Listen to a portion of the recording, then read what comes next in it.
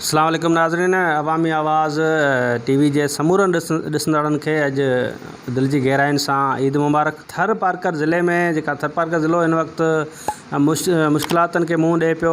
अरबे ton हिते कोयलो मौजूदु आहे, मैदनी जेके वसीला उहे मौजूदु आहिनि, पर बदकिस्मती सां हीउ ज़िलो मुख़्तलिफ़ वक़्तनि ते मुसीबतनि खे मुंहुं ॾिए थो त ॾुकार जे कड़कनि था, माकड़नि जूं तबाहकारियूं हुजनि, ग़िज़ाई खोट में मासूम ॿारड़ा जेके मरदड़ नज़र अचनि असांखे। पर हर ॾींहं ते असांखे जेका ॾुखोईंदड़ ख़बरूं मिलनि थियूं, हिते जा जेके रहवासी आहिनि उहे इंतहाई परेशानी वारी सूरत हाल आहे, उनखे मुंहुं ॾियनि था। मुंहिंजे ख़्याल में त हीअ पहिरीं ईद न आहे, हीअ त ईदूं अलाए हिते त माना साल सदियूं गुज़री वियूं। हर ईद असां वटि थर पारकर ज़िले में त जेके मिसकीन माण्हू आहिनि उहे ईद माना हमेशह गुरबत में ई गुज़ारनि था। बदकिस्मती इहा आहे त हिन साल जेका हीअ ईद आई आहे, इन ईद में जेको पूरी दुनिया अंदरि हिकिड़ो अहिड़ो माहौल जेको आहे सोगवार आहे मची वियो आहे, जेका हीअ करोना वायरस जे करे जिते सॼो दुनिया डिस्टर्ब थी आहे, असांजो खितो असांजो मुल्क बि डिस्टर्ब थियो आहे। थर पारकर ज़िले में हिन वबा जे करे जेके गुज़िरियल 1.5-2 महीननि खां लॉकडाउन जे करे जेका सूरत हाल आहे इंतिहाई ख़राबु थी हुई, जंहिं करे जेके मिसकिन माण्हू उन्हनि जो थोरो घणो रोज़गार हो उहो बि ख़तमु थी वियो।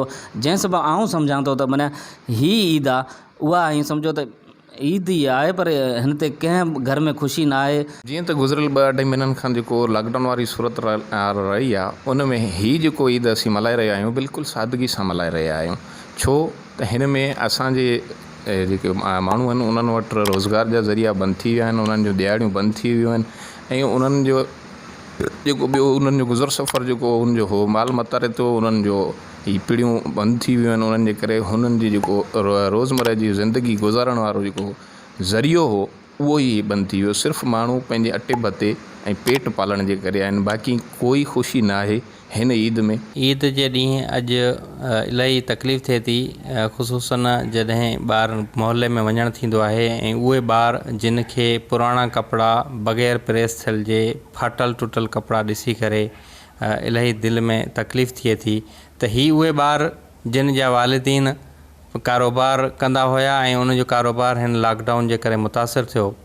उनखां पोइ हिते ही इलाइक़ो कोयले जे या मैदनी वसीलनि सां मालामाल आहे, पर हिते कंहिं बि गवर्नमेंट जे माण्हू का बि सहायता न कई आहे। दुनिया सभु गॾिजी अॼु महकी ख़ुशियूं मल्हाए रहे, उते असांजे ज़िले थर पारकर में सूरत इंतिहाई उल्टी आहे। हिते मासूम मिसकीन माण्हू आहिनि, हिकिड़ो बेरोज़गार खां तंग आहिनि, को गुज़र सफ़र जो ज़रियो ई न आहे। ॿिए नंबर ईद जे ॾींहुं किन माण्हू कुझु रोज़ा रखिया, कोन रखिया, ॾुख सुख थिए, पर बहरहाल हिते जा जेके माण्हू आहिनि सो इंतिहाई सादा सूदा आहिनि ऐं अॼु सभिनी जे ॿारनि ॾाढो इंतिहाई अफ़सोस ऐं ॾुखियो ॾींहुं गुज़रियो जो ख़ुशियुनि जे बजाए ग़म में गुज़रियो। ज़रूरत इन ॻाल्हि जी आहे त हीअ वसीला जेके से हिननि धरती धननि जे जेका से कमनि आणिया वञनि, उन्हनि ते जेका ख़र्चु कयो वञे, उन्हनि जी रॉयल्टी उन्हनि खे ॾिनी वञे, त हीअ जेके से ख़ुशियुनि जा जेके ॾींहं मल्हाइण सां गॾोगॾु हीअ पंहिंजे ॿिनि वेलनि जा जेके से मानी आहे उहो खाए, पंहिंजो पेट आहे उहो भरे सघनि। अॼोके ईद वारे ॾियारे ते असां समूरो जेको प्रोग्राम जो टॉपिक रखियो हुयो इहो हुयो गुरबत, थर ऐं हितां जा माण्हू। असां वठंदासीं इजाज़त, वरी कंहिं ॿिए प्रोग्राम में तव्हां सां मिलंदासीं। अल्लाह भाई। विज़िट कयो अवामी आवाज़ मीडिया ग्रुप जी वेबसाइट awamiawaz.pk।